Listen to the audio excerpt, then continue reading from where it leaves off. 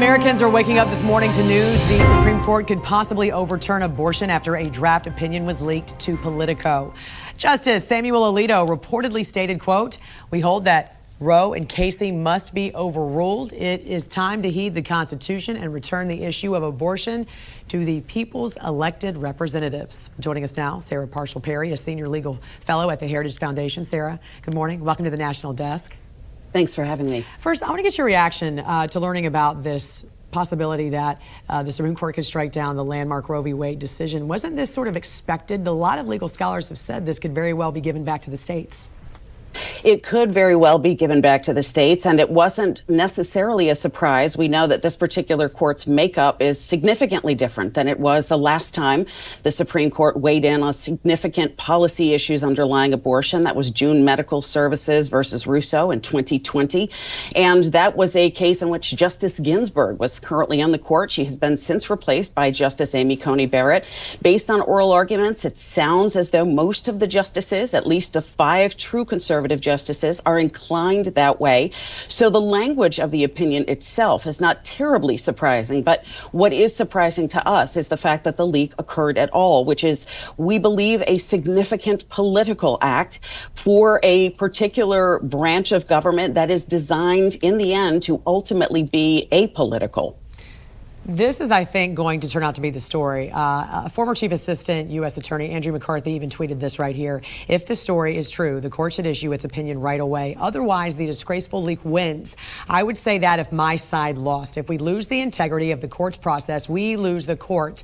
That should be intolerable to all of us who live in this country. So what are the repercussions of someone leaking this opinion draft, especially if it was one of the justices?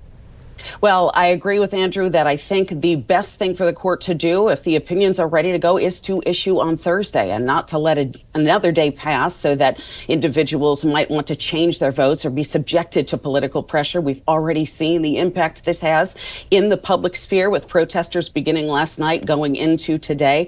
So the repercussions here, I would say immediately this individual needs to lose their bar license, whoever that is.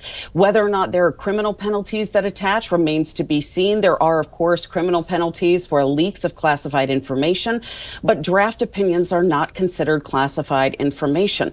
So our organization is currently looking into whether or not criminal penalties might attach, but I think the repercussions ought to be swift and severe for whoever the individual was that leaked the information. Well, this is unprecedented, and I think that he makes a good point. I mean, if we lose the integrity of the court's process, we lose the court, and that should be intolerable to anyone, no matter what side you are on.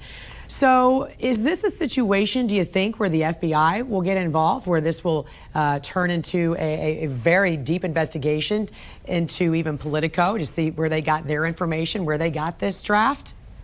I think it's entirely possible. I think they need to utilize every investigative opportunity they have to determine the source of information and whose chambers this came from, whether it was a clerk or otherwise. This needs to be investigated swiftly. We've already seen calls for ethics codes at the Supreme Court, calls for judiciary accountability. And this, unfortunately, is one of the talking points we believe that the left is going to use to claim that the judiciary is itself tainted. Unfortunately, this leak itself has moved that judiciary into the realm of the appearance of political impact. And what we are hoping to see is the justices and their chambers to take responsibility for what's happened and to respond as quickly and efficiently as possible. You know, some people might think there's only 9 justices, right, including Supreme Court Chief Justice John Roberts, but there are the clerks. There are quite a number of people who might have had knowledge of this. When justices go home, are they able to talk to their family members about what they've talked about in court? Is there any? They don't go home and discuss them generally. I don't know of any justice who has admitted that they've had conversations about any of the cases that they're currently considering or ruling on. Any active litigation needs to be kept within the context of chambers itself so that these justices can continue to do their jobs without political influence or otherwise after an opinion is issued. Obviously is a different story, but this is active litigation. The justices have not yet ruled, and this is only a draft opinion.